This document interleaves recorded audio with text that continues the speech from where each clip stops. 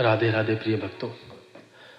महाभारत की अनगिनत कथाओं में से एक कथा है अहंकारी शिशुपाल के वध की। एक ऐसा राजा जो जन्म से ही अजीबोगरीब रूप लेकर पैदा हुआ, जिसके जीवन का अंत पहले से ही तय था और जिसे स्वयं भगवान श्री कृष्ण ने 100 अपराध तक क्षमा किए। लेकिन जब सीमा लांघी गई तब चला सुदर्शन चक्र और हुआ शिशुपाल का अंत। आइए सुनते हैं महाभारत का यह अद्भुत प्रसंग। महाभारत की अनगिनत कथाओं में से एक कथा है अहंकारी शिशुपाल के वध की। महाराज शिशुपाल चेदी देश के राजा थे। वे बचपन से ही अत्यंत उद्दंड और घमंडी स्वभाव के थे। जब शिशुपाल का जन्म हुआ तो उसके शरीर में कई विकृतियां थी। वह 4 आंखों 4 हाथों के साथ पैदा हुआ था। माता पिता इस विचित्र रूप को देखकर भयभीत हो गए। तभी आकाशवाणी हुई, यह बालक जिस भी व्यक्ति की गोद में आएगा और इसके हाथ और आंखें झड़ जाएंगी, उसी व्यक्ति के हाथों इसका वध होगा। और आश्चर्य की बात यह हुई कि जब शिशुपाल को श्री कृष्ण की गोद में रखा तो उसकी सारी विकृतियां दूर हो गई। वह सामान्य बालक बन गया। माता ने तब कृष्ण से वचन लिया, तुम इसे तभी मारोगे जब इसका अपराध असहनीय हो जाए। कुछ अपराध इसके क्षमा भी कर देना।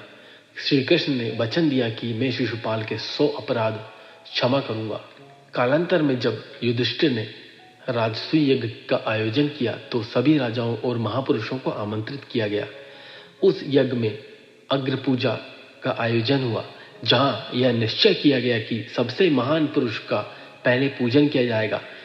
भीष्म पितामह, द्रोणाचार्य और अन्य महापुरुषों ने एक स्वर में कहा, इस सभा में श्री कृष्ण से महान कोई नहीं, अतः अग्र पूजा कृष्ण की होगी। यह सुनकर शिशुपाल क्रोधित हो उठा। उसने सभा में खड़े होकर श्री कृष्ण को भला बुरा कहना शुरू कर दिया। उसने अपशब्द कहे, उनका अपमान किया और सभा में सभी का अपमान करते हुए गरजने लगा। श्री कृष्ण शांत मन से उसकी बातें सुनते रहे। हर कोई देख रहा था कि शिशुपाल सीमा लांघता जा रहा है। जब शिशुपाल ने 100 से अधिक अपराध कर दिए और श्री कृष्ण का धैर्य टूट गया, तब उन्होंने अपनी सुदर्शन चक्र उठा लिया और क्षण भर में ही चक्र चला और शिशुपाल का वध हो गया। सभा में सभी राजा स्तब्ध रह गए।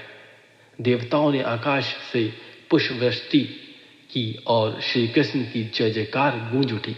इस प्रसंग से यह शिक्षा मिलती है कि अहंकार और अपमान की सीमा जब लांघ जाती है तो अंततः उसका अंत निश्चित होता है।